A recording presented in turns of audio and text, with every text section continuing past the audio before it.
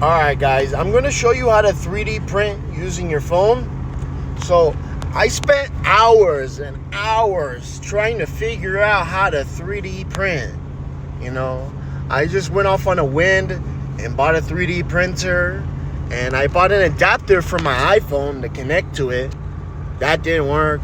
I bought an adapter for an SD chip to put in a larger SD chip, and that didn't work either. I wasn't able to slice the files and transfer them to the SD card. The SD card couldn't hold them, and that didn't work. So I figured, okay, I gotta buy a laptop. Went on Amazon, I bought a Chromebook, and that didn't work either. And I was like, what the hell? And I downloaded Linux on the Chromebook. I went through a whole rigmarole and had to program the Chromebook to have the Linux software, and that still did not work.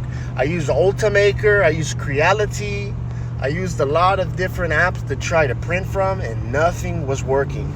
I ended up having to buy another laptop, which was a Windows 11, and that finally worked.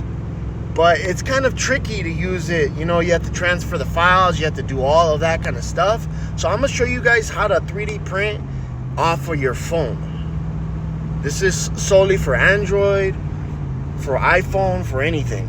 So first, you're gonna come to your print file. Right here, I'm gonna print this one. So I'm using Creality app. Then I hit slice, and I'm like, okay, that looks good. I can adjust it, cool. Let's say I want it like that, that's good, that's how I want it.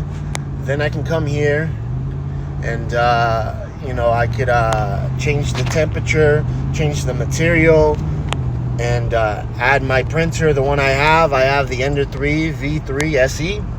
And so once I already set all that to go, I can set the temperature and everything from this.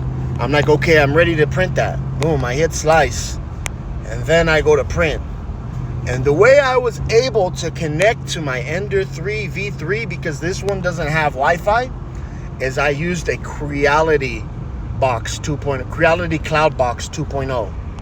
So now all I have to do is click OK, confirm, and bam, that's it. Now I can be anywhere in the world and it'll print. And by the time I get home, my print file will be done.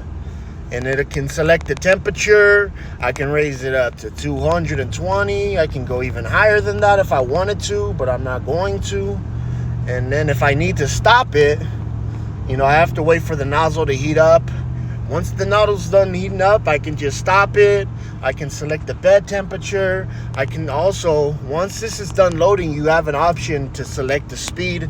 You can increase the speed by up to, I think, 500%. Which wouldn't be recommended by me, man. I don't think that would be a good idea at all. I would just use the settings that the file comes